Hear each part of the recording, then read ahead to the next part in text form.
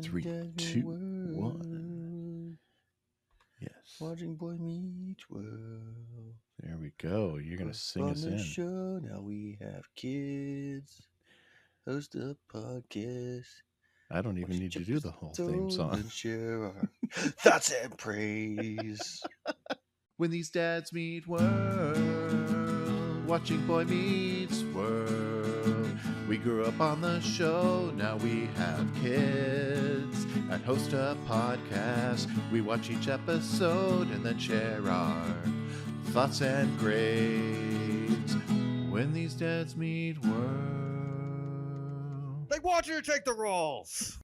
Welcome to Dads Meet World, your weekly deep dive into Boy Meets World, where we are in season 5 and we are the Timmers.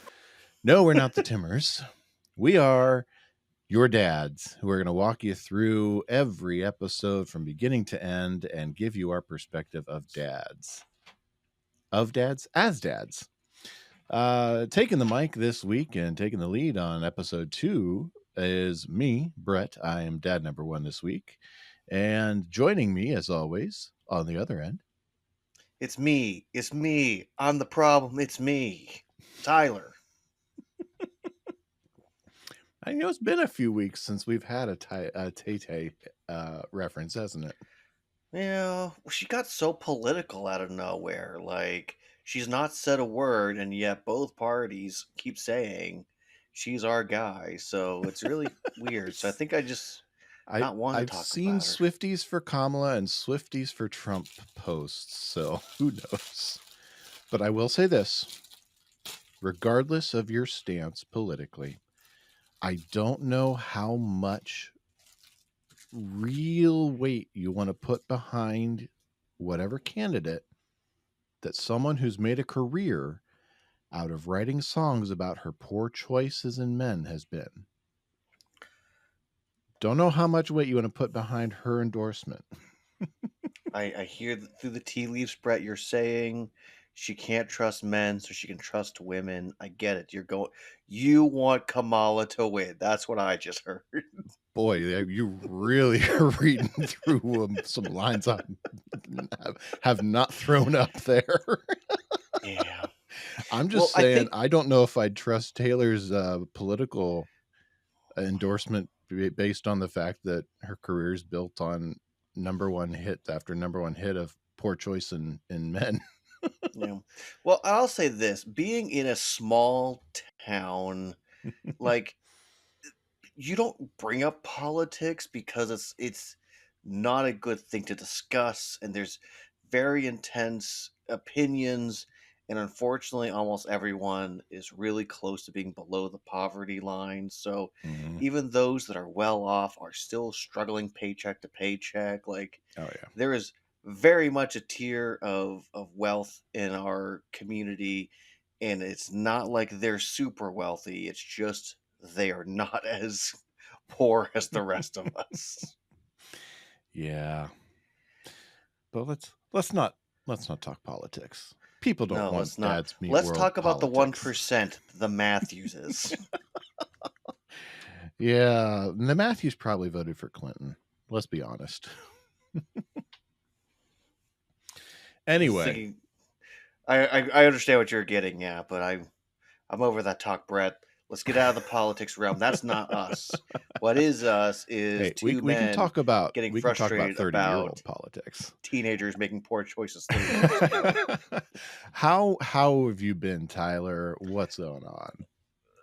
Let's make this the short version, Brett, because I did call your family, and I got the person I needed to get for the reaction that I needed at the moment.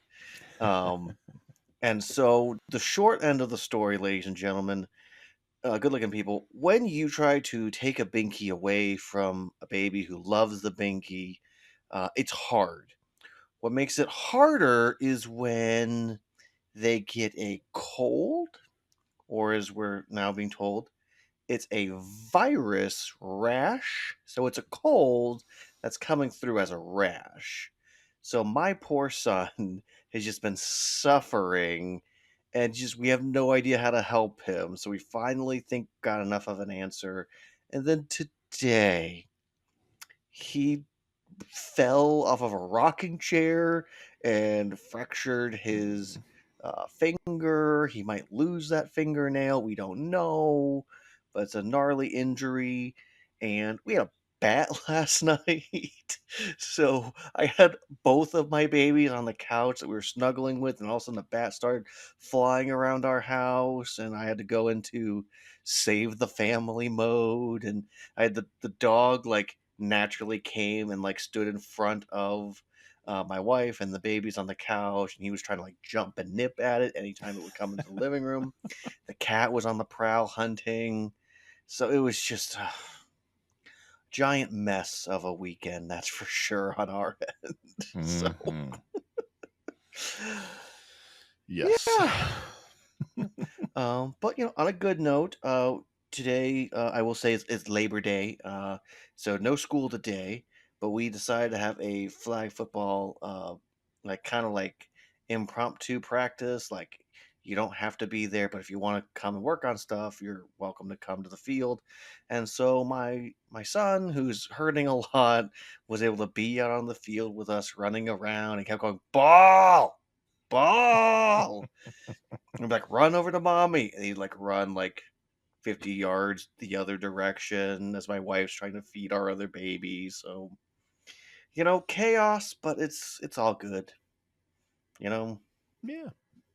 What about you, Brett? Anything new and exciting or chaotic in your life? Definitely nowhere near that level of exciting. Definitely not. Let's see. School's underway, so we've got Friday night football games, but we're really there for the marching band. I've gone through 3 of my 4 fantasy football drafts this year, so yeah, Nice. good looking people. I'm that person. I have one. Yeah, I'm in one where I'm competing against like 12,000 other people. So yeah, don't ask me to explain how that one works. I tried to explain it to Kelly, and I barely got it out there to the level where it works. But yeah, and Labor Day we took the kids out to a place that has mini golf, go karts, bumper cars, roller skating, arcade. Kids had fun. My first go kart did not have enough get up and go that I got lapped a few times. Second kart was much better. Did it And die at the end on you? no, not this one. They both lasted till the end.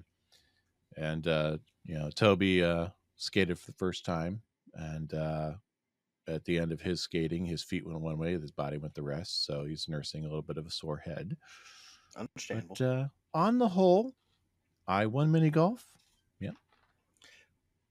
That's So a shocker. yeah. So Goofy I'm sure you Golf's were humble champion the still. whole time as well. Actually, I was humbled as I rolled Wow. my ankle while golfing. So I I'm actually just had saying. to finish. That was only about halfway through that I did that. So I had to finish halfway through or half of it gimpy.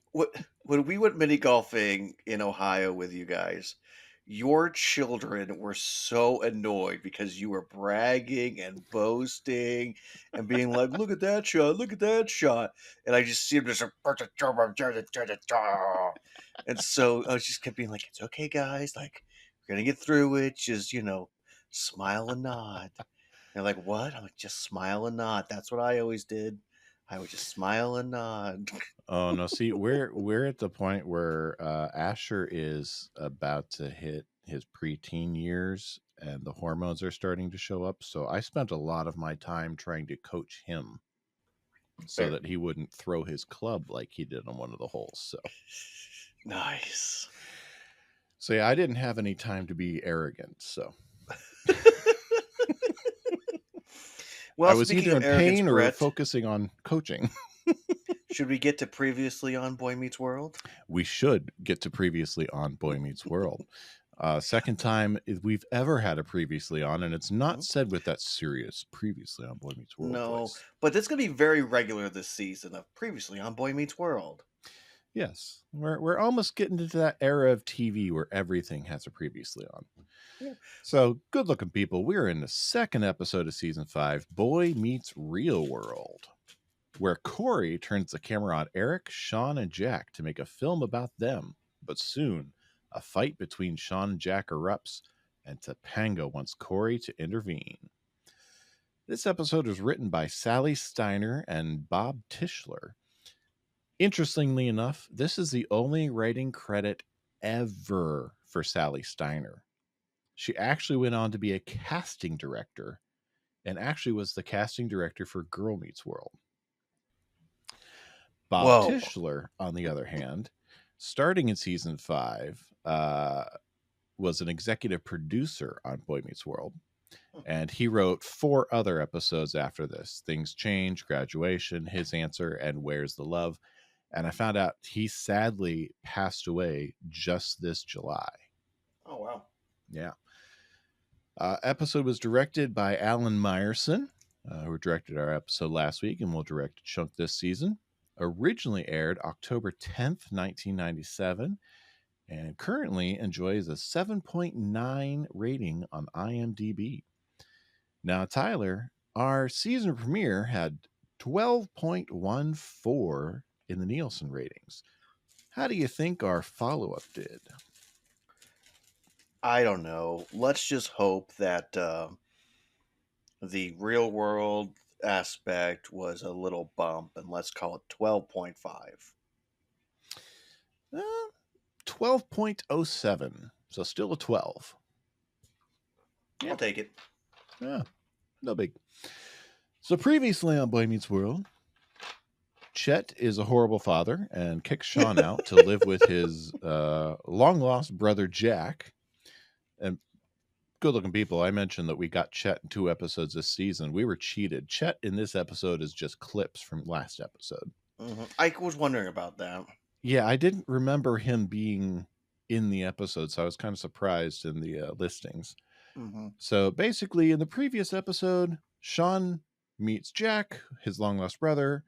Eric wants to move back home because he screwed up his dorm housing at college at Pembroke. And they both wind up living with Jack. Shawn, Jack, and Eric living in an apartment because Chet's a horrible father, and Alan and Amy said, nope, tough love time. So that's where we are. Shawn, Jack, and Eric all living under one roof. And as promised, good-looking people, here is Matthew Lawrence's IMDb.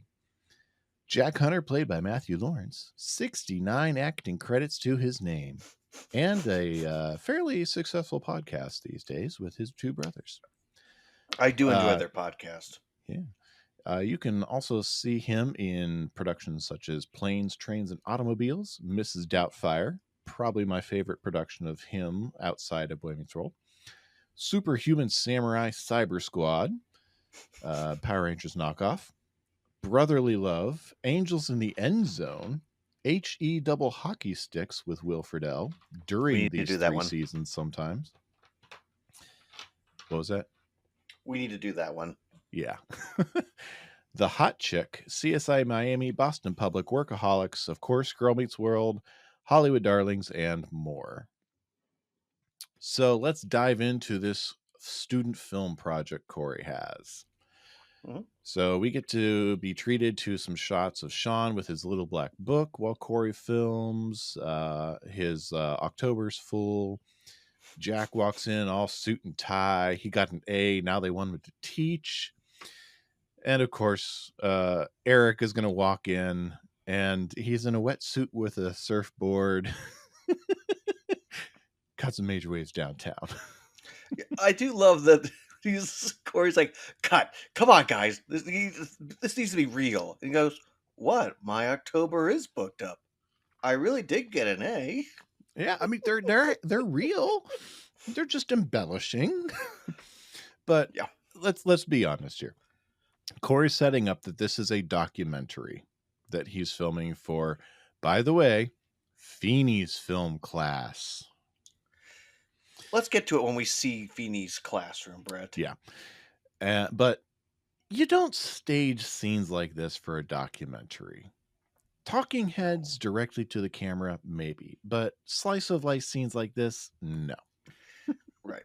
I mean, I'm not a filmmaker, but I know enough that the goal is that people forget there's a camera. Like they just get so used to it that they just it eventually becomes a normal for them. Like they stop thinking, "Oh yeah, there's a camera there." It's just I'm doing my life and oh yeah, I just happens to be a camera there. Yeah, and there's some nice moments in there where we get to see that kind of hidden camera almost, where you get Shawn and Jack kind of awkwardly interacting, where they don't really know how to interact because up until last week, they really didn't know.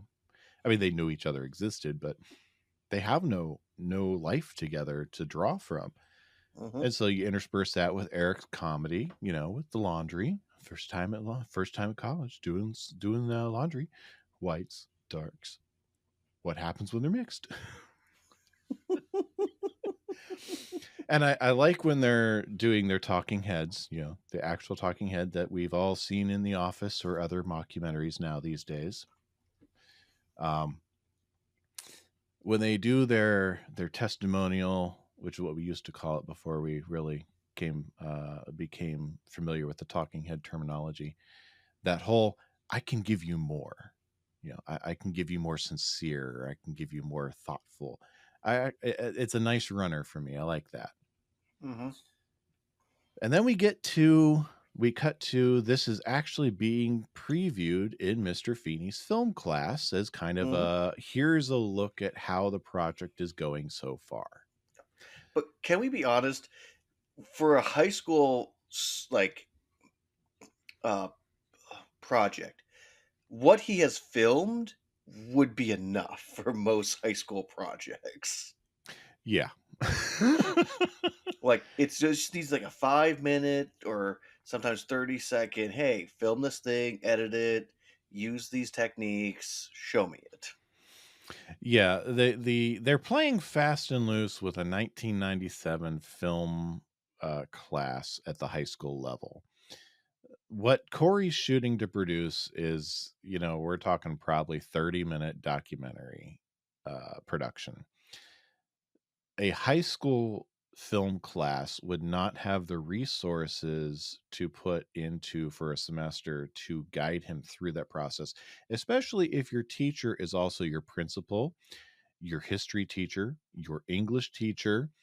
I'm going to assume math teacher at some point as well, and is teaching other classes in those same subjects multiple times throughout the day.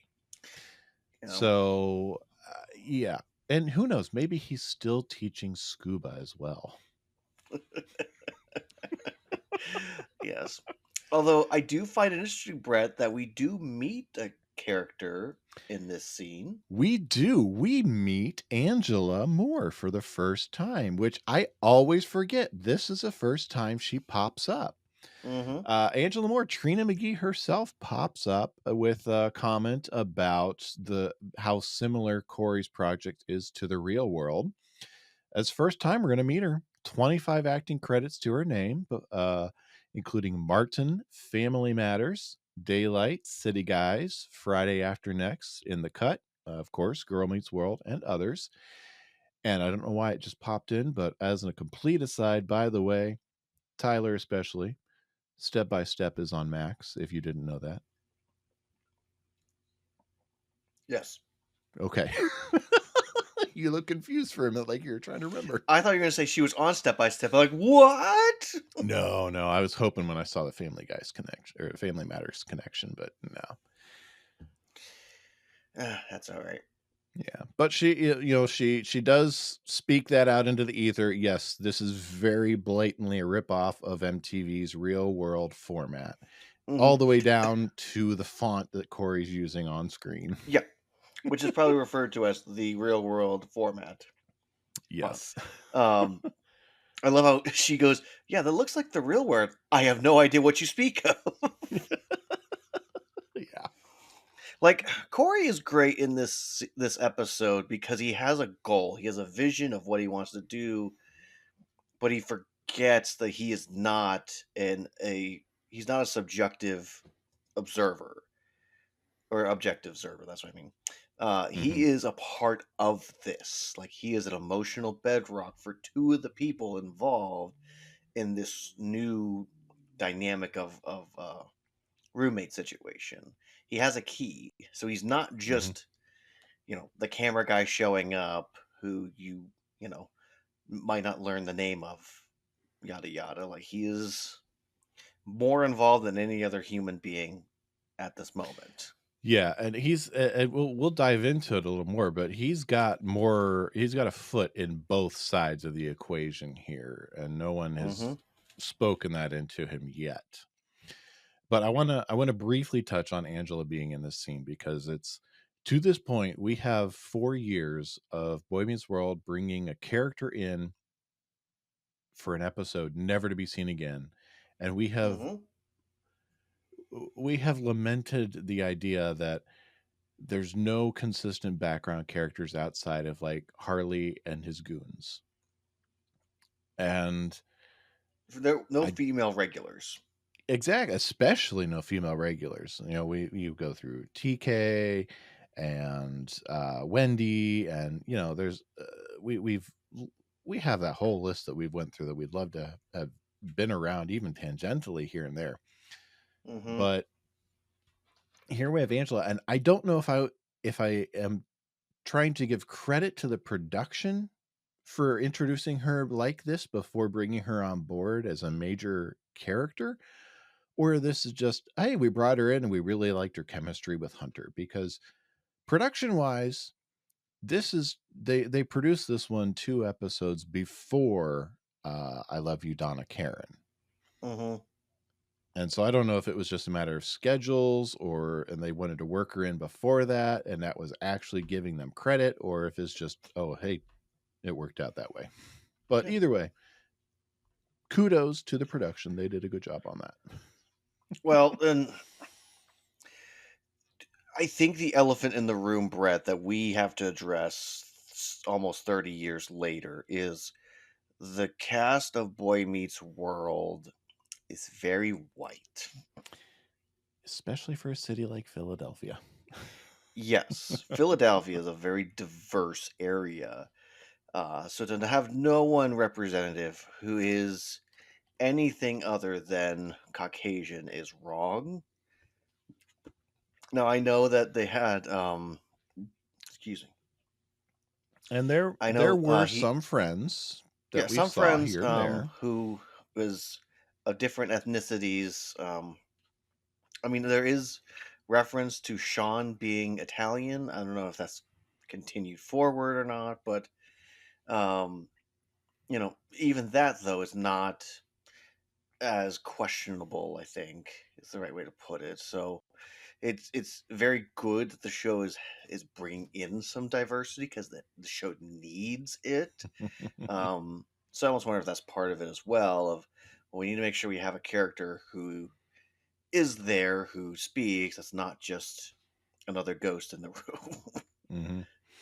And just to put it out there right now for you good looking people, if you're listening now, we are not going to get to any of the behind the scenes stuff. That's not what our podcast is about. So if you want the behind the scenes stuff, go listen to Pod Meets World, or go visit Trina on any of her other podcasts she's guested on Yeah, and because told she's her been story very also. very open about her treatment on the show and at points it not being great and realizing where she is. So yeah, we can only talk about from the fans' perspective of what we feel and what we're seeing, what we can learn from the show. We have no stakes in it, from being a part of it from before. So Hmm. that's why in our song, it's about giving the show praise and Yeah. criticism when we feel it's deserved. Yes, we're coming at this as viewers with maybe some behind the scenes fun that we've learned. But anyway, Yeah. I want to also point out I like the reworking of the classroom. It looks a lot more like a high school classroom than we have before. I don't know. Yeah. Maybe it's just the Now, big windows. I think the weird thing, though, Brett, is in this episode, because in the previous episode, we saw the standard Feeney desk classroom setup. However, in this moment, they're in lab desks. Yeah, and not like the high labs like we see in a science lab, like way back in Hmm. Hometown Hero, but just long tables almost. Yeah. I mean, they're the I will admit, they're the science lab tables, but they're, Mhm. why? And it would be different if they walked out and they were in a different area, like if they were in like the other side of the hall, but it's literally the same entryway into Feeney's regular classroom. Right by the couch. Yeah, so why would Feeney for one classroom period have the room staged completely different? What type of budget does his custodian staff have now? He's a principal. He rules the school. It's true. Maybe with Bud gone, he has the ability to hire more than one janitor. Maybe. Yeah. Mm. But Angela's only in for one scene. Yes, that's all we get of Angela.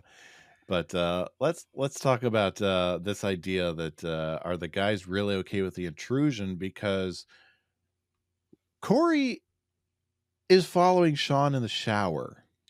Yes. Cory is in a yellow slicker and hat, and Yes. the camera's protected. Shawn tells Cory that he has 5 minutes of footage of him in the shower. So I'm left with two questions. How much of that was Shawn aware of? Because he knows the 5 minutes. And was Cory actually in the shower with Shawn? Yeah, all that is super questionable, super creepy, and I don't want to I don't want to think Yeah. about it. Go look and people think I about will that on your own. say That's just some that, really disturbing questions to bring up. yeah, I love that Feeney is like, hey, Mr. Matthews, this is excellent. And Corey just can't believe it's what? It's Yes. like, stop having me repeat this. Like, I said it's Yes. good. Like, I said excellent, and I was talking about something you did. I don't know what I was thinking. So Cory is followed Shawn from the shower, and we get our first girl from 3B, Wendy. yes. Wendy is I played think, by Megan Haldeman. First and only time we'll see her on Boy Meets World, as the first of the many, many girls we'll meet from 3B. mhm. It's got a Uh, revolving door. yes. Which really adds some credence to the theory we developed last week of this being a subsidized campus friendly housing building. Yeah. 11 acting credits to her name, including Murphy Brown, Camp Wilder, Hearts of the West, The Home Court, Migo, and others. Has not been on camera since 1998. So this was one of her last credited roles, actually. But she's not scared of the camera, Brett. Oh, yeah. So Wendy is sparking some chemistry. Cory wants Shawn to drop the towel, but Hmm. Shawn is being a good boy. Okay, just put on Brett. Let's real quick. Let's not go too. Let's not skip ahead of this. Corey is asking his best friend, who he's known for years, who is still a minor, to get naked in front of him. The fact that he has images of him potentially in the shower is quite disturbing. Yeah. Does Corey not understand these rules? No. And yes, it's all for the European cut, but still, yes. Kind of disturbing when you stop and think about it. Yeah, that's why we're not thinking about it, Brett. Yeah, don't think I about do that like too deeply. this runner of potential for NYU, New York University. And Mhm. apparently, Corey's next choice is Sweden YU. Sweden, York University. Uh huh. There's a reason why these two are best friends and why Corey gets B's instead of A's consistently. Yes. There's a reason why Cory should not grow up to be a history teacher. Thank you. So anyway, Wendy turns out to be an actor as well, and wants to Yes. work on her improv and wants to do her monologue. She has two of them. An acting Uh, major, Brett. oh yes, an acting major. Um, Decides to do a little impromptu love scene with Shawn, and they do some Mm-hmm. kissing. Turns out he's still good at kissing. It elicits a wow reaction from both of them. Mm-hmm. She comes to see Jack. Shawn gets her number. The plot thickens because, of course, she was there to see Jack, but we Uh-huh. didn't say that's how she got there. No, but I mean, I will say all this, the scene makes sense if she sees a camera and does whatever she needs to do in front of camera. Yeah. So we're finally going to get to a point where someone starts to ask the question that we need to hear to really dig into the episode. And I'm going Mm-hmm. to let Topanga ask that herself. Shawn, how are things working out with your brother? Oh, don't tell her. Let her see it on film. Shawn, are you sure you're okay with this? I mean, it sounds kind of personal. It is, but you know, Cory's my best friend, and I trust that he's not going to make me look bad. My vision is to show people a side of Shawn Hunter that they have never seen before. What side is that? Well, the side that shows you overcoming all the odds, you know, moving out of the trailer park, getting to know your newfound brother from a different social class who desperately wants to bond with you. And in a stunning plot twist, just walked in with your new girlfriend. Let's see what happens. I can't believe he snaked her. Sorry, good looking people. I was just jamming out to the music in that Yeah. scene. Okay. So here. Okay. Question, Brett. Do you think Cory encouraged Jack to bring her to Chubby's afterwards? Like, That's a good maybe talk about like a question I hadn't dessert or considered. something. I don't think he is above creating drama for his project, but I don't think he did this one. I think that's just a natural hangout for the core group that Jack would have. I mean, Jack came to Chubby's looking for roommates, so Yeah. clearly it's close I- enough to Pembroke that they can. It's a hot spot. It just it fits so perfectly for his monologue Mm-hmm. that Jack walked in immediately, and Cory is in his filmmaker mode at this moment. It Yeah. does bother me that he basically shushes his girlfriend, saying, "Wait till you see the film." Yeah. Yeah, he's a little too involved in the filmmaker. He's too into the I'm the documentarian auteur. Uh he hasn't thought through the other half of it yet, and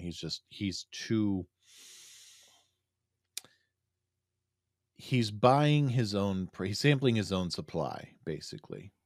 Mm-hmm. So but yeah. So we're going to get Shawn and Jack are going to have a little discussion in the anteroom, in the pool room. Mm-hmm. How do you know Wendy? I was in a towel. Orientation. Phone number. Kiss. Shawn. She performed "I'm a Little Unicorn." Yes, twice. And really it comes down to Shawn finding out that Jack has taken her out on this, comparatively to what Shawn could do, this really extravagant date, theater or concert, dinner, and still they wind up at Chubby's. Well, I mean, I could see it being that, like, hey, after concert, this really early concert they went to, going to a place that's open, late into the night, Yeah, going, hey, let's go just for a get, milkshake or something. yeah. And I mean, I sorry, that just dawned on me of what concert are they actually going to that ends at a time that they could easily get to another place afterwards. Like, I know of like downtown, like he's like Pittsburgh is my reference point, so Mhm. anytime I was downtown after any sort of concert or a game or anything like that, it's late into the night. There's maybe some bars open around, but I'm not going into a bar that late at night. I don't need that energy. I'm going home. So how late are they at Chubby's then? I can make one I can make one headcanon work for this, and it's only one. Okay. Down the street from Chubby's, there is a small club similar to Club Laga in Pittsburgh used to be. It's not a big venue. You know, you're talking a few hundred people on a stage. And they really only wanted to see the opener. So they went for basically like a 45-minute set. Yeah, I went to see Blink 182 in Columbus a few weeks back. First band takes the stage at 7. They play like a half-hour set. Second band takes the stage, you know, 7:45. They play for about 40 minutes or so. So they really only wanted to go see the opener. And then they decide to head to Chubby's. That's the only headcanon I can make work for them to be there, because you figure this is like 9 o'clock at the latest that they're hanging out. Yeah, well, but the problem is they name Sheryl Crow, which is not a small name. Oh no, if it's a Sheryl Crow concert, no. Unless they went to like a festival type atmosphere where they like maybe this is like Sheryl Crow. They went to this concert and they have plans for Sheryl Crow. I can't make a Sheryl Crow concert work here. Yeah, no, it doesn't. They should have. I mean, I know that they're mostly doing the whole. We were dropping a big name because, of course, she would come into Philadelphia, but they really should have just like said like, "Oh yeah, there's a indie band she really likes. I took her to go see." Like that is more reasonable. Yeah. But again, we don't do those type of things in this show.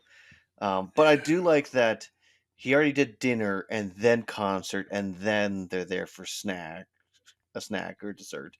So like he's doing the last end of the date that Shawn would start at Mm-hmm. and end at, and that's part of his problem. Yeah. Yeah, but in any event, Shawn is, he's tapping out, Mhm. Jack can do more than he can, and he can't match it. He can't match that power, so he's tapping out, man. It's Mhm. all yours. She's all yours. I just can't do it. Yeah. And Topanga sees the rift. Cory sees it, but he sees it from a different perspective. And Topanga He wants sees him to it put for the the camera. artistic it can be, not the actual Yes. real life friend is having a crisis. Exactly. Cory sees the drama for the drama. He doesn't see the drama for the people that are in the drama. Mhm. But she wants him to. Is he going to stop documenting, or is he going to get involved? Mhm. And so someone has finally asked him the question, point blank, to his face. So he has no excuses now. He has been asked. We transition to Eric doing some laundry on camera, because he is the star of the show, of course, of this little documentary. And we find out this is Cory showing Alan and Amy some dailies, basically. Yeah. On a 13-inch TV in the kitchen. Why not in the living room? You used to be able to see it all in the kitchen. You know that. I know practically why they use the kitchen, but come on, Cory, use the real TV. I don't even know if they have the kitchen, the dining room, or the living room set for this season. Oh, they've got it for the season, but they might not have had it set up for this week. Probably not. Between Chubby's and the school and the apartment, they probably didn't have it set up for this week. Yeah, probably. Yeah. But then we get Morgan walking in with someone new. Mm-hmm. This guy named... Oh, I forgot one of my favorite lines of the episode. He's an idiot. Cut the cord. But it does go back to the different things that a mom worries about compared to what a dad worries about. Mm-hmm. Mom is going to fret those little small things like, ooh, don't mess up your laundry. If you mess up your laundry, then that's really going to set you back. And dad's like, hey, he's healthy. He's safe. He's alive. Yep. Cut the cord. Let him figure it out on his own. Mm-hmm. Yes, but Morgan's going to walk in with new Eric. Larry is his real name. Larry is his real name, played by Ryan Gessel First and only time we're going to see him on Boy Meets World. 15 acting credits to his name. Saved by the Bell, The New Class, Seventh Heaven, The Shield, Prison Break, Crossing Over, and more. Seventh heaven. Yeah. When I see When your I see your happy smiling faces faces, smiling. smiling back at me. Where will you go? I am so wrong key. It's because you tried to match me, and I am always in the wrong key. Ryan has not been on camera since 2015, and Boy Meets World was actually his second credited role in Hollywood. Interesting. Yeah. But yeah, Morgan has basically, did she say how she got Larry to be new Eric? I don't remember. Did she hire him or did just... Yeah, she says I hired him. She hired him, yes. I couldn't remember. She hired a new Eric because she misses Eric. She coached him. He comes in, hi mommy, hi daddy. I was like, does he play basketball? Alan's not against the idea. Yeah. It's like, who are you? Eric. Who are you? Eric. Welcome. And of course, Eric comes in his shrunken shirt. I love his coming in with a belly shirt on. Yes. I find it funny. He comes in the shrunken shirt, but the jeans are normal size. Like, because, denim doesn't really shrink a whole lot at all. But yeah. I do love... we're getting into that phase now where they're allowing Eric to become the idiot savant, where the whole episode, 99% of the episode, he is cracking jokes, being ridiculous, being silly, goofy, and then he gets these little bitty moments where he's able to show, like, I'm more aware than what you realize. Yeah, I'm really not as dumb as you think I am. But because Eric's trying to ask him, like, what's the deal with Shawn? Like, why can't he get along with Jack? Yeah, you've known him for your whole life. What's going on? Because you really need to get over there and get involved before they kill each other. Yeah. So, and hey, your emotionally undeveloped friend who's been passed around like a dog that no one wants to claim. Yeah. Who for the last few years has had a different father figure for 3 years straight.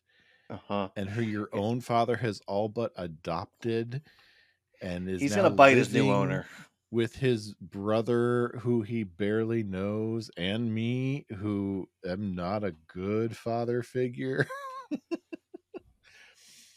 Yeah, that guy. Yeah.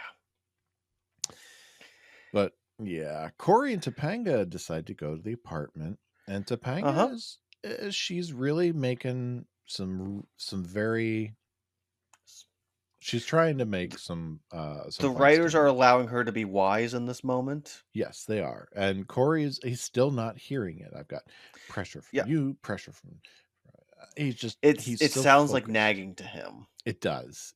He's still so focused on his project that he's missing it. He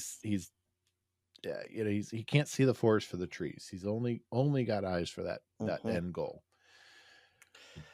And he walks in on the middle of a fight, and rather than be the friend, he just sits on the couch and trains the camera on it and records until Shawn walks out and turns it right onto Topanga, who gives him this withering glare through the camera. The look.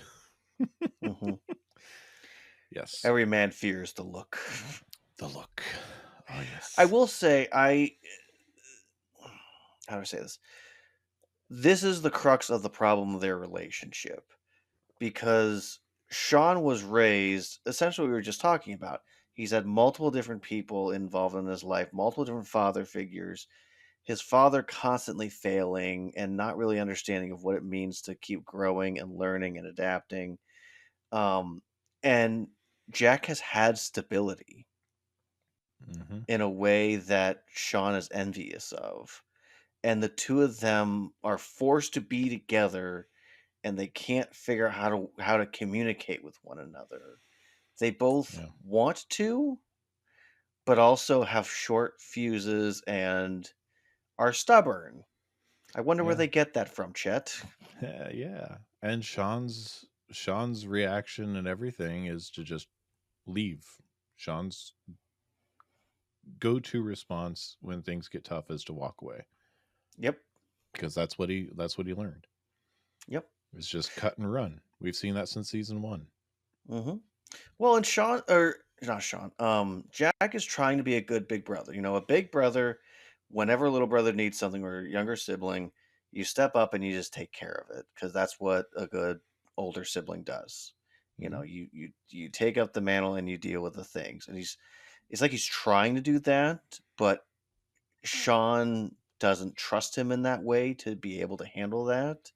So he feels like he's going to owe him, but more importantly, owe Jack's dad for paying for everything. Mhm.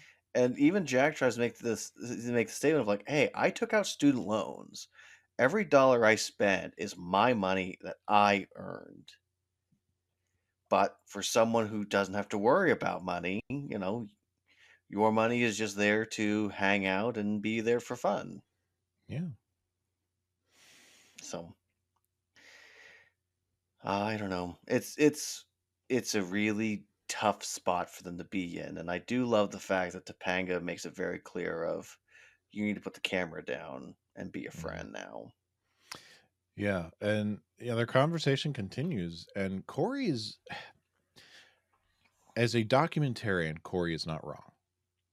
As a documentarian, when they create a film, when they document, when they are producing a film with their subject, they cannot get involved because it changes the course of the film. So in that aspect, Cory is not wrong. If he gets involved, it changes the trajectory of the film that he is making. But Cory is not a documentarian. Cory is a student filmmaker at best, and he is a friend to Shawn at most here. And what Shawn needs most here is a friend who can help guide him through a pretty serious transition in his life.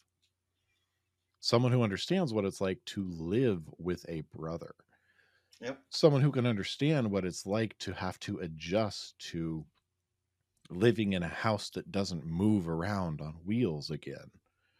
Someone who can understand what it's like to live with Eric. And so things finally start to settle into Cory, because after we're done with Mr. Feeney giving new Eric some advice to the fence. Run, man, run like the wind. I do love these interactions that we're having right now. It's like this, we've hit that chunk of like, hey, let's address this. Like, it's a funny joke, but like, you can't replace somebody. Mhm. And just, I love that they're giving Morgan a moment to say, like, I miss Eric. Like, Eric's always been around, Mhm. and their relationship's always been complicated. I miss the days when he referred to as Weasel, Yeah. but they don't do that anymore. Mhm. Yeah. I mean, so far this season, we've seen Mr. Feeney give advice to two characters. We've never seen him give it. Well, Morgan. And, Oh, that's not it. He was there for Amy. But we're I have seeing him problems branch too, out. But yeah, I mean, he gives some good advice to Morgan, and some new advice to new Morgan. And then Cory kind of shows up, and he beats around the bush, so to speak. No pun intended, but as I was speaking it, I realized it sounded like one. Mm-hmm. But Mr. Feeney calls him on it, says, "Look, just tell me what's on your mind." And I clipped Don't their mock my conversation. garden. Do you mean it when you said I could be an excellent filmmaker? I think your project shows great potential. Yeah, it does. I mean, it's got passion, it's got conflict, everything that makes a film great, right? Looks like you're on track. Yeah, the problem is Topanga. See, she doesn't understand that the guy behind the camera has to stay behind the camera and not get emotionally involved. Even though that this means that Shawn and his new brother may not be getting along. I see. Well, Mr. Matthews, I think it's safe to say that no matter how your film turns out, you have the potential of being a sensitive and caring filmmaker if you so choose. Why do you say that? Because I know you to be a sensitive and caring young person. And I'll be very interested in seeing how your story turns out. Film. Yes, film. I like that distinction Mr. Feeney makes between film Yeah. and story. And he cuts to exactly what it needs to be, exactly what Cory needs to hear. Because this is a story that Cory's not just capturing or telling. This is a story that Cory's involved in. And he knows that Cory has the tools that he needs to be as involved as he needs to be. And to be able to help Shawn in the ways that Shawn needs help. And he's looking forward to seeing how Cory figures it out. Because he has faith that Cory can figure out how to do both, basically. I just love that last line, if you so choose. Mm-hmm. That is so powerful. It is. If you are the person I know you to be, I'm really interested to see how the story turns out. Yep. Love that. Film. Yes. Film. No, hey, no, all the faults of the show, they always write Feeney with such wisdom and Oh, yeah. such Feeney's, understanding. I very rarely have a problem with anything Feeney brings to the table. Mm-hmm. Get a kind of odd scene after that, though, Brett. Yeah, Eric and Jack's double date with the girls from 3B is dancing in their apartment. All the places to go in Philly, and they're going to go dancing in their own living room. And Jack is just a very sad sack. Which, I mean, shows big heart. He's very impacted by the drama with him and Shawn, but even another unicorn monologue is not going to help. So Eric shoos the girls out, and Eric's gonna try to give Jack a little advice in the way that only Eric can. When I was 12, Cory and I went to a Phillies game. My father gave me just enough money for 2 hot dogs, so, I went and I bought 2 hot dogs. Of course, I realized by the time I got back to Cory, I ate them both. Cory cried. This is very sad. That was the happy part. You want sad? I went up and down the aisle trying to collect money from people. Get a dime here, a quarter there. And I went and I bought Cory a hot dog. Man, he was so happy. He smiled, and then I smiled because I felt good. I did the right thing. I was a good older brother. He started giggling. He reached his little hand out for that hot dog and took a foul ball right smack dab in the head. Knocked him unconscious.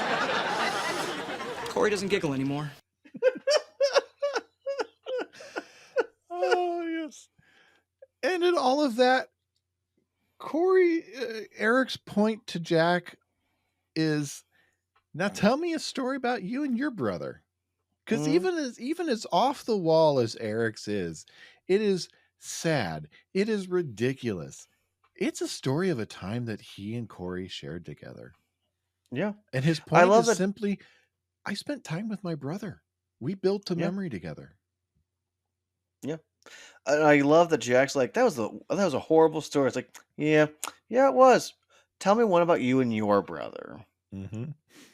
And and we talked about this, but I have a complicated relationship with my brother, but I still have plenty of memories and good times that I can always look back on. And it's always surprising to my wife when I go, oh yeah, like there was this time when me and my brother did XYZ and we did these fun things. And she'll look at me and she'll be like, why don't you ever share these stories with me? Like, I don't know. It's just not the things that come to my head most often. But, having a brother is complicated. Whether you've lived in a bedroom with them, whether were estranged from them, being brothers is so weird. Mm-hmm. And I like at one point Shawn tries to make the claim that Cory is more of a brother to him than Jack is, which is not wrong in that spiritual element of what a brother is. Yeah. But unfortunately, you're not brothers. You are family, but it's a friendship family. It's different. Yes. There's a different bond there that Jack and Shawn have in their blood. And they have to build that brother blonde, but brother blonde, that brother bond in other ways. And so, as Jack's thinking that, we get to visit another set in South Philly, which is probably the reason we don't have the Matthews living room. Yeah. And we find out Shawn didn't always live in the trailer park because he and Jack actually used to live in this rundown apartment in South Philly at different times. Yeah. But apparently Chet lived in this rundown apartment in South Philly with Jack and his mom, and with Shawn and Verna at some point, or Shawn's, spoiler alert, Shawn's real mom. And Shawn's going to give Cory a confessional. He wants him to roll the camera, even though Cory's come down to be the friend, even though he brought the camera with him. But if he didn't bring the camera, we wouldn't have this confessional moment. But Right. he wants Cory to roll the camera because he wants to give his own confessional here. And he was 7 when he learned that he had a brother. And he sent all these letters to him. And the reason that he is so bitter towards Jack and so hurt that we didn't realize in the last episode, all that hurt and pain, he spent years writing letters to Jack to try to connect with him. And they went unanswered. And Jack, I'm guessing Jack figured out that Shawn would probably be down there. And he strolls up while Shawn is recording this talking head and lets him know he never got the letters. His mom probably threw them out before he got them. And it's a real situation that you can see happening a lot in the world, where a family can be broken to that point where someone from one side can be trying to reach out to the other, and it's shut down. And it's a very realistic interpretation of what that type of a relationship can be. And I really like that Cory is encouraging Shawn. Like, the problem is I didn't get involved in this from the beginning. This is your life. Give it a happy ending. Because Shawn's pain and resentment only comes from knowing half the story, or comes from only knowing half the story. He only knows what he experienced. He doesn't know that Jack wanted to get to know his brother too, that Jack wanted to have that connection too. But Jack didn't know that Shawn wanted to know him. Jack never heard from him because those letters never made it to him. Well, and I think I love how Cory gets involved in this, because Shawn is only in the spiral of, this is what I've told myself for years of who you are, and if you don't fit that narrative anymore, what does that say about me? And what does it say about my family? And he already has such a complicated relationship with, who am I, Shawn Hunter, and who is my family? And so I like that, Jack is trying to explain to him, like, if I knew my brother wanted to see me, I would have been there. I was under the assumption no one wanted me anymore. And I mean, when you're in bad relationships, toxic relationships, potentially abusive relationships, it's understandable you want to cut that tie off. And I love that Cory does put the camera down and says, I didn't get involved earlier when I should have, and now I'm here. I want to help you deal with this. Mm-hmm. Yeah. So, And it looks it like was just a really good conversation, a very adult, mature conversation for yes. them. Yes. As we get to with most Boy Meets World episodes, we finally get to the good deep conversation we should be having about 19 minutes in. Good hallmark of Michael Jacobs' TV episode. Yeah. But it wouldn't feel as earned if we hadn't had the first 18 minutes of not. But things seem to be turning around because Cory's project is following Shawn and Jack with clean up this mess, you pig. Clean up the mess, you pig. And they're talking in their own talking My heads. brother just called me a pig. I think this might work out. Well, the difference between the beginning of the episode and the end of the episode is you can tell that Cory told them some things to say, like, say, this is going to be great. This is going to be great. And I just love got how an A.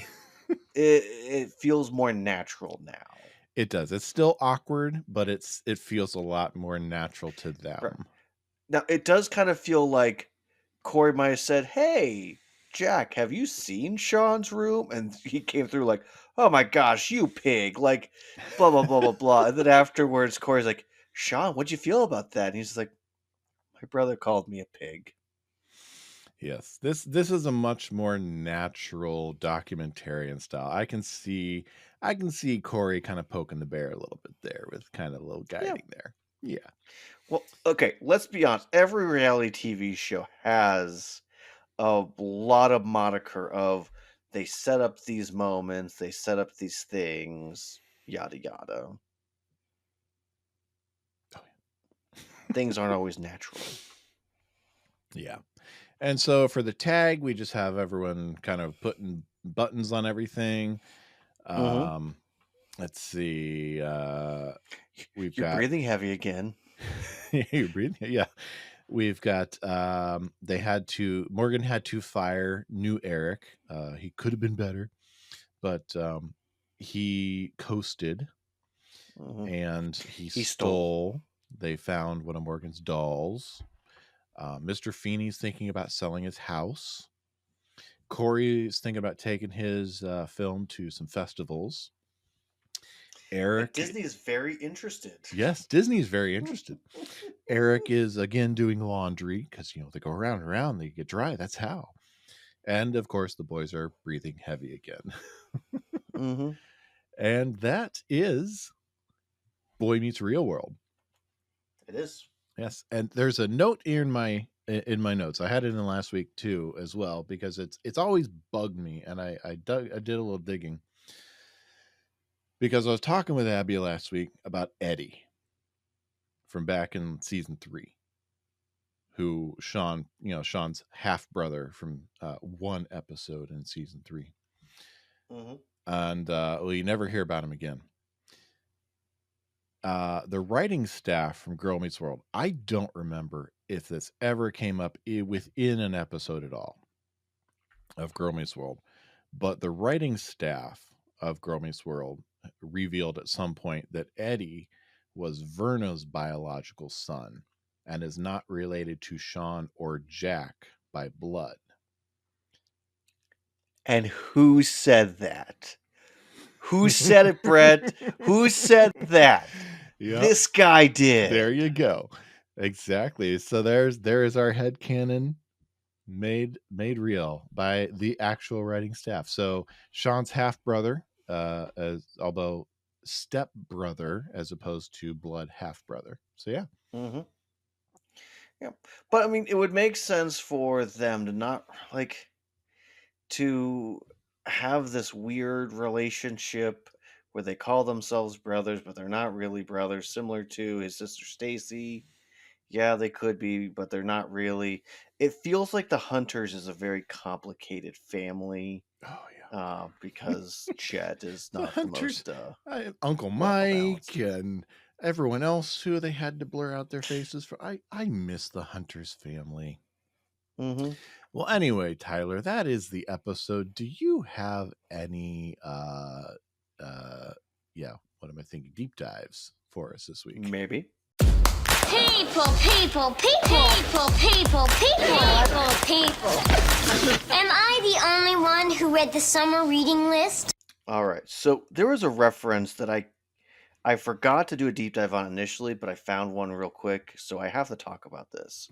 Okay. I'm blanking on her name at the moment, but the girl that caused the problems between Jack and Shawn. Oh, yes. Angela, or not Angela, Wendy. I was Wendy, reading yes. right there. One So after the other. Wendy refers to Cory as Paddington Bear. Yes. So for those that don't know, Paddington Bear is it's a fictional character in children's literature. First appeared in October 13th, 1958 in the children's book A Bear Called Paddington, and has featured more than 20 books written by British author Michael Bond and illustrated by Peggy Fortnum, David McNee, and R.W. Alley. Essentially, Paddington is a little bear from Peru who goes to England and becomes family with Aunt Lucy.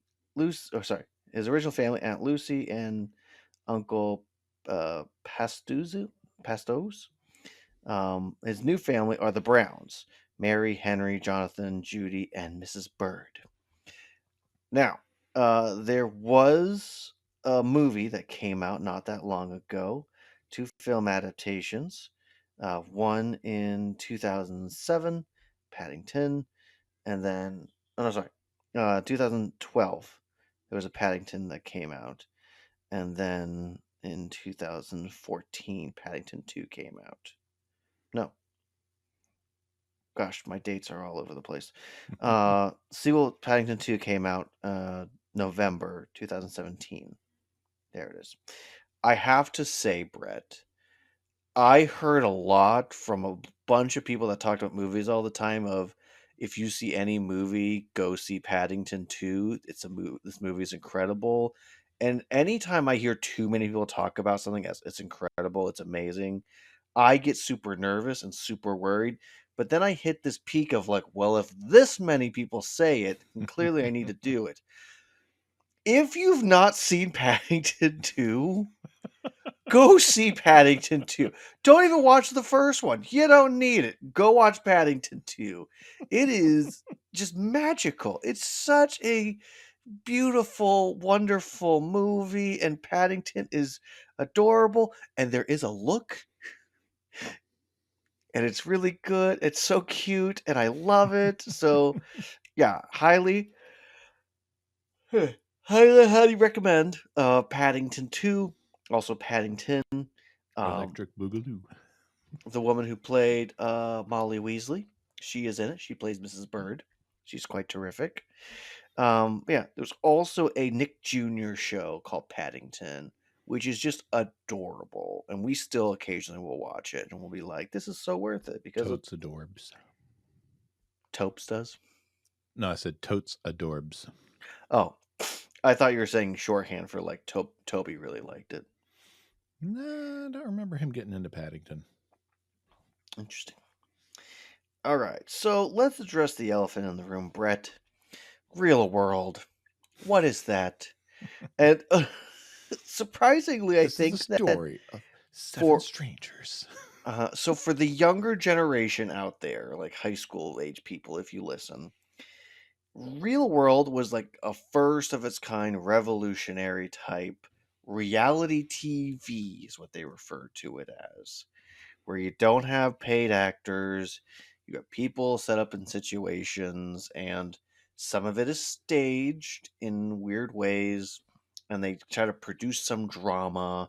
And the whole point of the show is young people hanging out, being dumb, and making poor choices.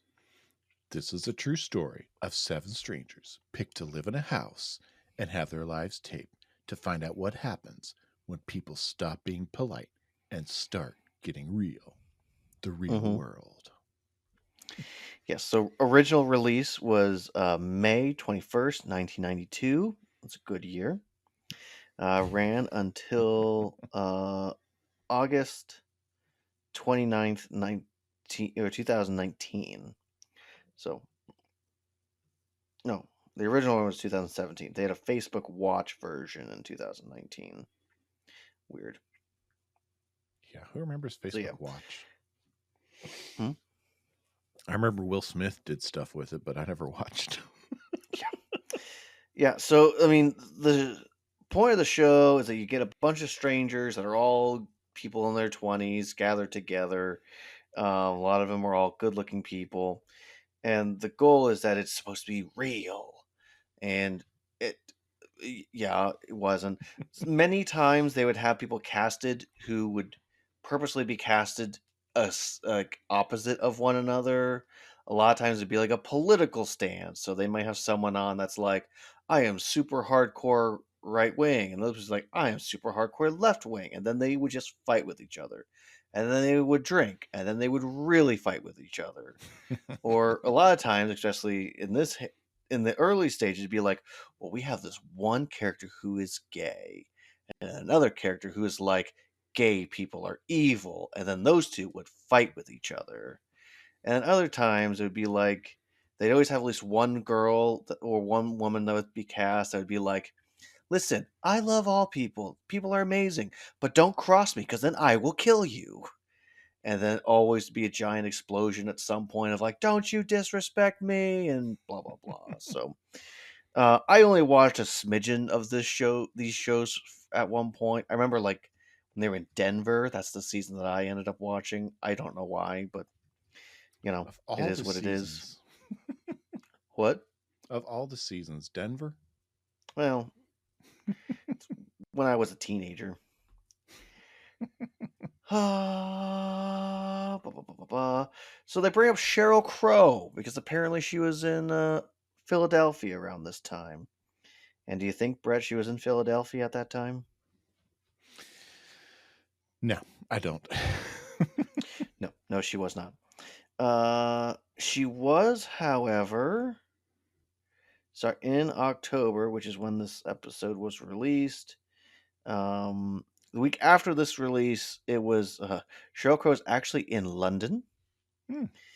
But in September, September 28th, she was in Raleigh, North Carolina. Hmm. Ba, ba, ba, ba, ba, ba. She spent some time around the beaches like Virginia Beach, Raleigh. However, in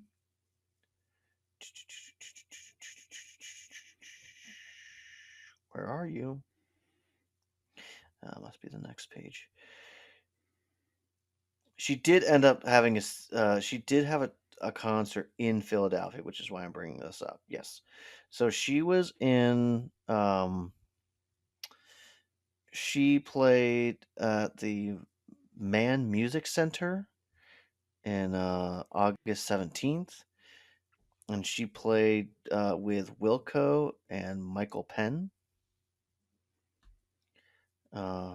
She was in Wentag, New York, and also Scranton, Pennsylvania, August 15th, August 13th.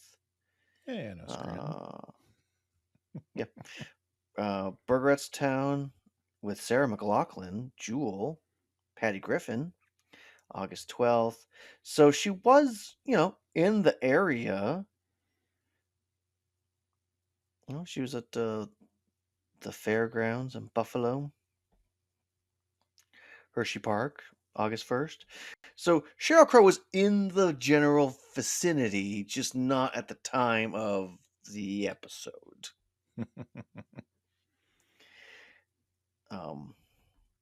Because we always try to go based on whatever the date of the episode. That's the quote unquote current date of whatever is going on for the show. Mm-hmm. Close enough to it. Um, So I was looking a little bit into the Phillies concession stand, Brett. Oh. And apparently the Phillies have a lot of options when it comes to the food that they have. I was trying to look up like their actual um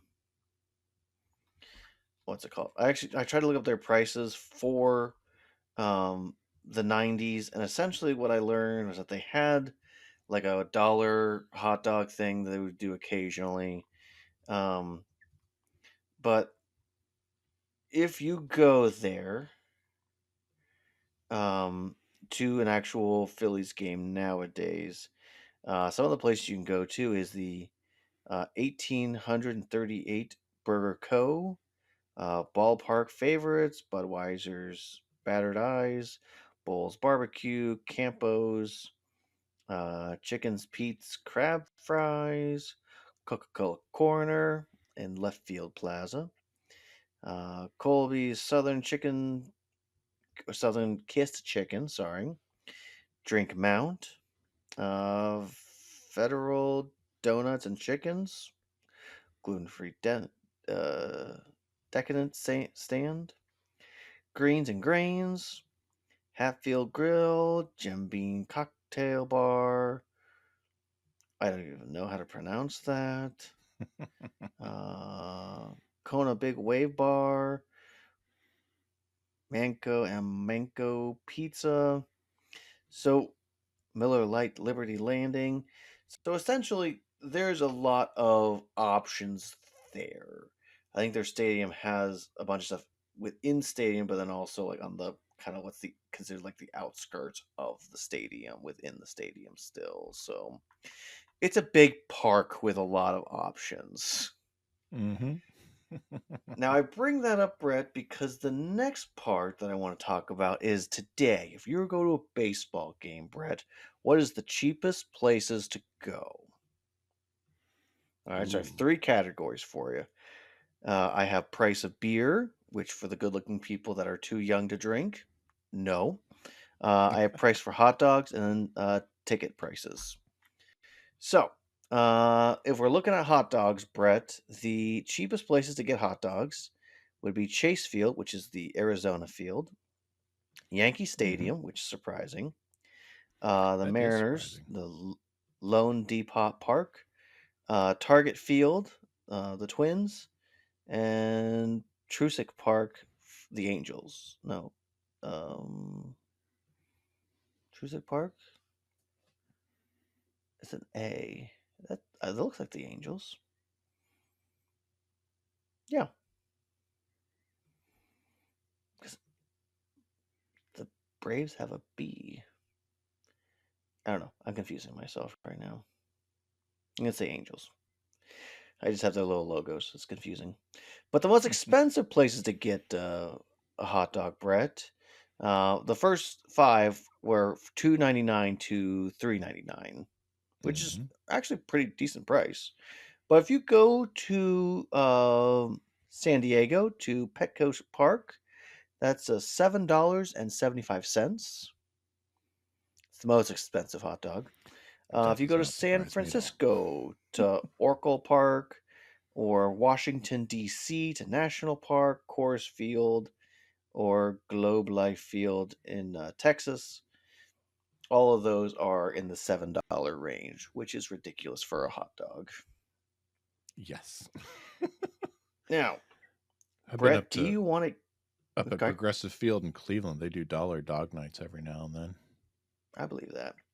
I learned that the Indians once did a beer for 10-cent night, and they did it one time, and there was literally a riot, and they've not been allowed to do it ever since because Yeah.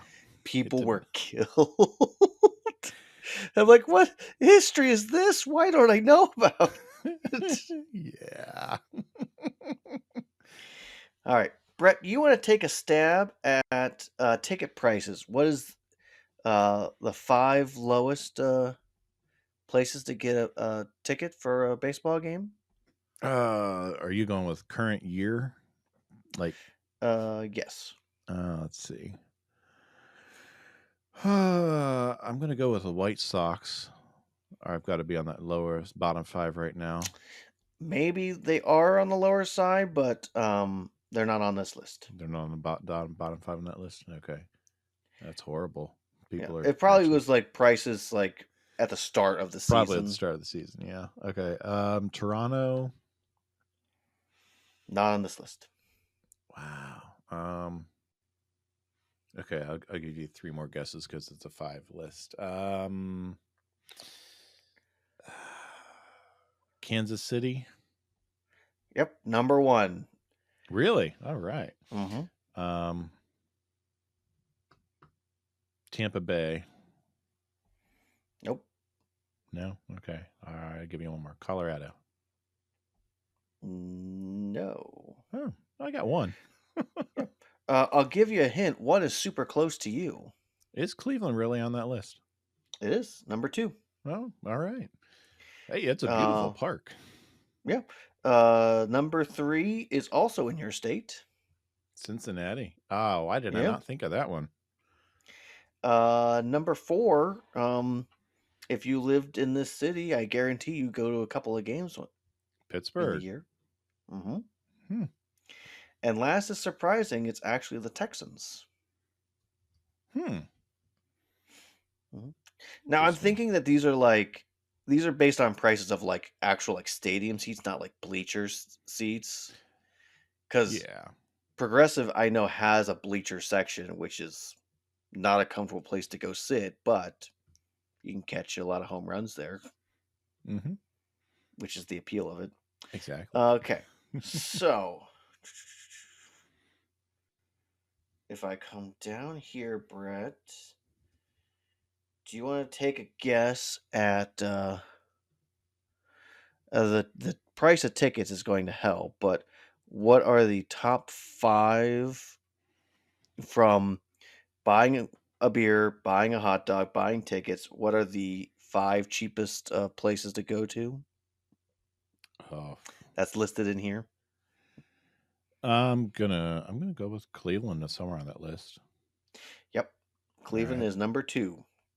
All right, I'm gonna have to stick with Cincy as well too. Yep, Cincinnati is right up there. We'll see if we'll go Pittsburgh. See if we can keep that triangle going. Oh, sorry. The food costs are a little too much. Okay, probably yeah. I'll tell you what.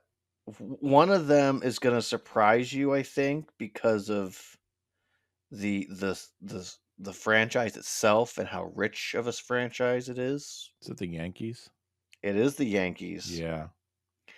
It's listed like the ticket is the most expensive thing, but their food, the food is cheap. Yeah, so for one person to do the ticket, beer, and hot dog, it's only $107, which, you know, it's actually not bad.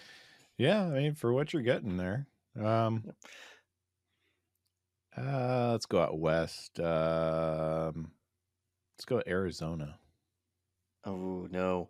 I'll give you a hint. This franchise became very popular in the '90s for all the wrong reasons.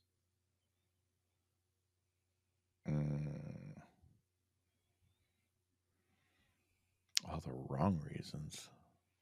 Yeah, something to do with people taking stuff they're not supposed to. Oh yeah. The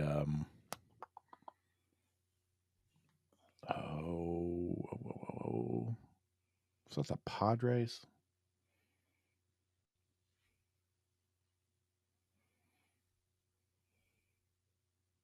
Shoot. The people would like to canoe around the outfield to catch home run balls. It's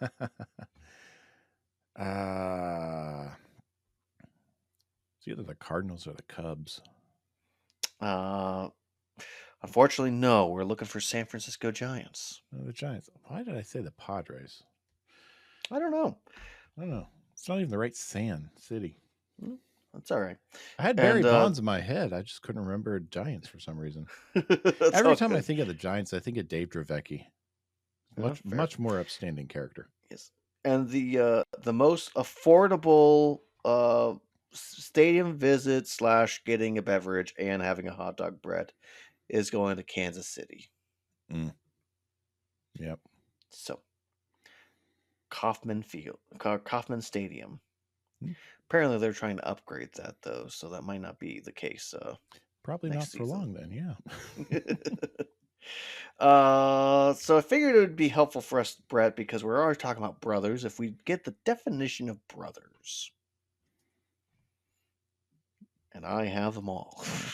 I was So, waiting with bated breath.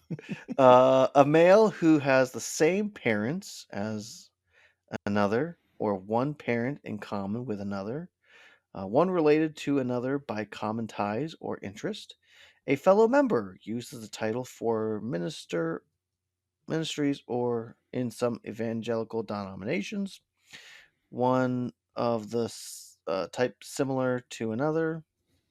Well, that's helpful.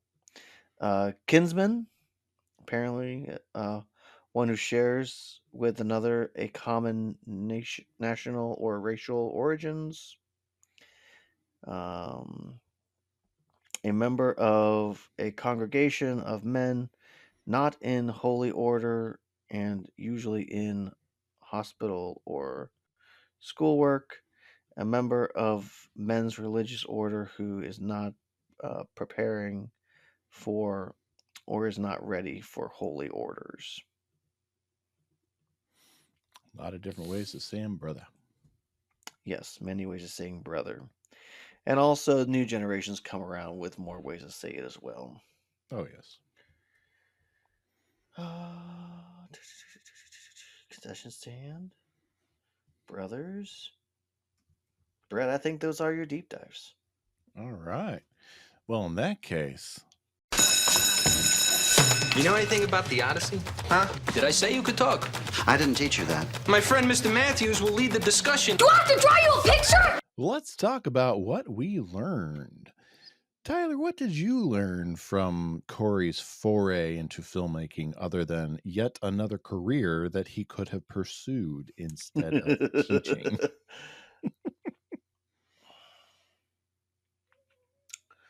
I think about I think about Feeney's lesson. It was very simple.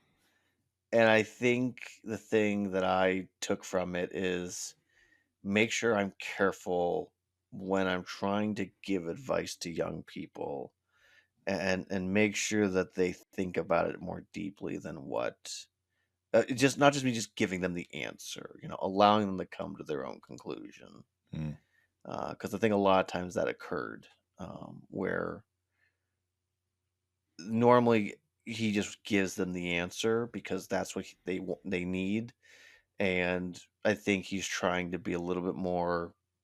Well, you need to think about this. Just switching the idea of the film versus the story. What's the difference between those two things? That's what Cory has to walk away and figure out for himself. Yeah. That's kind of in the same vein. Passion is a good thing in life. Don't forget that. Don't think that passion is a bad thing, that being passionate about something, about a pursuit is a bad thing.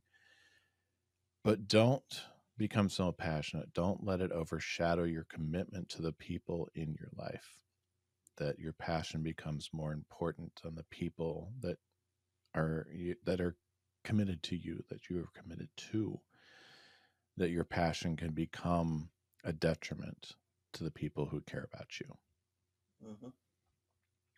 Short, simple, to the point. Yep. So, Tyler. I'm right. No, you're exactly right. So am I done with my education? Can I go? What grade would you give the real world? I went back and forth on this a lot, Brett.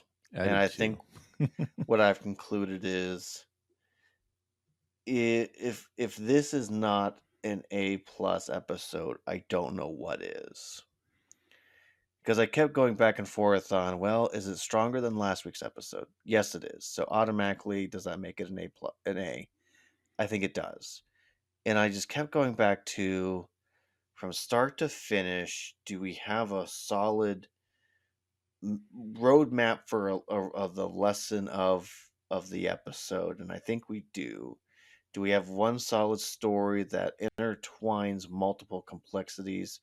Do we get to see the parents and Feeney? Is there meat on the bones for both those things? And in different ways, I think there is. And I mean, I do know that the season eventually is going to start going a little more downhill. So it's like, okay, well, where do I want my flag bearer for this season to be for what the standard of an A+ is? And I think it's this episode.